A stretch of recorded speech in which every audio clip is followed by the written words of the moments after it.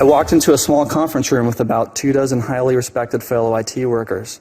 The Disney executive made a harsh announcement to us all. All of you in this room will be losing your jobs in the next 90 days. Your jobs have been given over to a foreign workforce.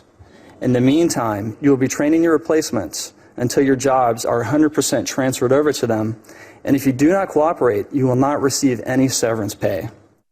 Former Disney employee Leo Pereiro speaking before the Senate Subcommittee on Immigration and the National Interest. This latest move by Disney is not the first time, nor the last, that American workers are being passed over for cheaper foreign workers. This comes about courtesy of the so-called global economy. And as we go global, will this turn out to be the death of American culture? And really, all these changes, might they be due to a growing secularism in the West? For more, we're very pleased to be joined from Newsmax Washington by political commentator and former senior advisor to both Presidents Reagan and Nixon, Patrick J. Buchanan. Pat is the author of the book, The Greatest Comeback: How Richard Nixon Rose from Defeat to Create the New Majority. Pat, we welcome you back to Newsmax Prime, and I will never forget what you had to say on the campaign trail in 1992 in New Hampshire. It was an epiphany where you went from all this global economy and free trade to fair trade. What was that personal situation for you? And looking at the world now, 2 decades later, why this onrushing global economy and this continued assault on the American worker? Well, you're right, J.D. When I was up in New Hampshire in 1992, just one anecdote, I went up to a factory in what they call the North Country, and I went in and they were handing out Christmas turkeys to the employees, and I went up to shake hands with them, and I found out they had all been laid off that day. And it was a shoe factory, and one guy got about my age, looked in my eyes and just said, "Save our jobs." And it went right through me. And I went down, took 3 hours back to Manchester, and a day or two later I read in the paper that the American Ex-Im Bank was financing a shoe factory in Mexico. And so I said to myself, what are we doing to our own people? I'd been a free trader in Ronald Reagan's White House.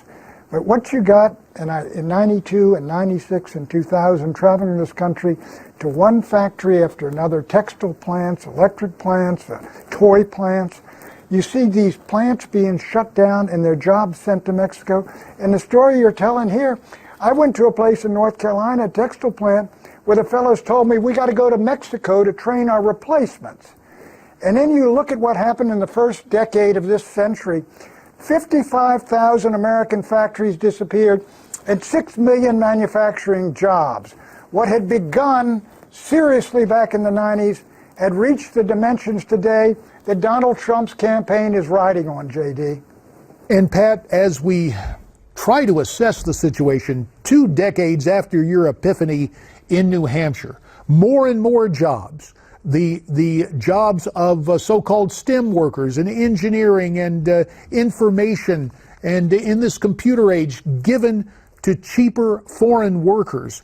I'm just very curious, you have people say this is the free market, but you and I know it's not. It's a market distortion, and more of that, it's a distortion of ethics and, yes, of conscience. Have we moved to the point where in the United States we are growing more and more secular, and is that influencing what is happening here? Well, that is a related issue, but let me say what is happening here in this country, globalization, what it does is it puts the transnational corporations, many of them American, it puts them at war with their workers in first world countries, especially the United States. The interest of a big transnational company to produce is to produce where he can do it cheapest, in China, in Bangladesh, in Costa Rica, wherever, bring his products back into the United States free of charge if he gets that kind of trade deal, put him in Walmart, and increase his profits, and the shareholder benefits from it. And that is the sellout of the American worker. Economic patriotism it dies in this new globalist world. People don't care about the folks down the street, the folks in the towns they come from. Many of them don't. I compare some of these economic, giants really to sharks that see the same sense of morality, not giving a damn about what's going on or what's happening to anyone else. They simply feed and grow. So I think this is very true. But I tell you, the other issue you're raising, JD, is really the one I raised in a book back in I guess about 15 years ago called The Death of the West.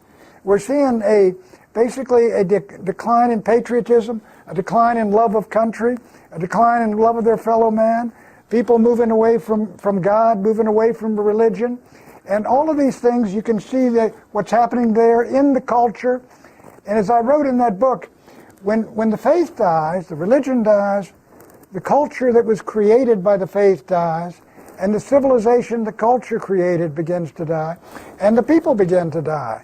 There's not a single Western country today, I think last time I checked, besides Iceland, that had a birth rate that would enable its population to stay alive and vibrant by the end of this century. So I think this is what you genuinely see, what Spengler wrote in Decline of the West and what our old friend James Burnham wrote in the Suicide of the West. I think you're seeing the decline and fall of Western civilization before our eyes. It's a matter of centuries, but you take a look at all the Western empires are gone, and now the subject peoples or their descendants are now crossing the Mediterranean to invade and repopulate the mother countries. And I think that's history unfolding. And as it unfolds, the very personal notion of faith that has been part of our culture and heritage is the lost faith experienced by so many. Is it irretrievable, Pat? We've got about a minute left. I believe basically now it is. There's no doubt that when the Roman Empire collapsed and all the decadence and all the rest of it, Christianity created this new culture and these new tradition, and after the so-called Dark Ages, you had a flourishing society, and it grew to the greatest civilization on earth. Do I believe these things can go down and revive themselves? I don't think so, JD. I really don't. People say, Pat, what are the solutions? I say they're beyond politics.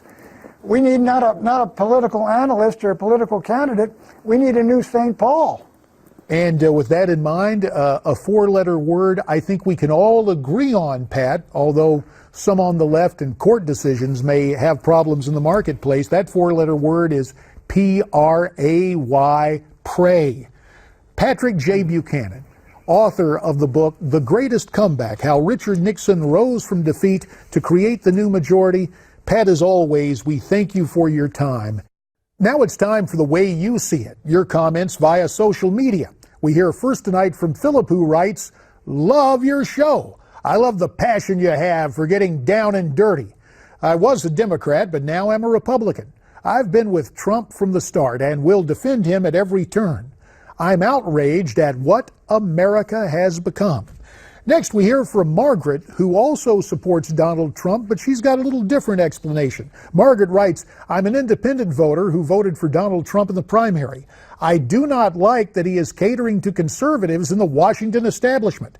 I hope he sticks to all the issues that won him the nomination, things such as taxing the top 1%, immigration, transgender issues, etc. It kills me how they all insisted that he follow their own agenda when that is exactly what we are voting against." Margaret, I would point to one issue in particular, immigration, or more properly, illegal immigration. Donald Trump was the first person to take this directly to the Washington elites. It made a big difference in his campaign. Well, now, I'd like to know what you think on the issues, and there are a few ways for you to tell me. You can email us, newsmaxtv.com/comments. Use Twitter, where our handle is at Newsmax Prime. And of course, you can call in live on our telecast at 1-877-NEWSMAX. That's 1-877-639-7629. Now, you need to stay right where you are, because we're coming back with another hour of Newsmax Prime. We'll be joined by my old colleague on Capitol Hill, Michael Patrick Flanagan, also former Washington Chief of Staff Glenn Downs, and a very special interview with Steve Case, former CEO of AOL, on his new book. That plus more of Donald Trump's speech at the NRA. Stay tuned.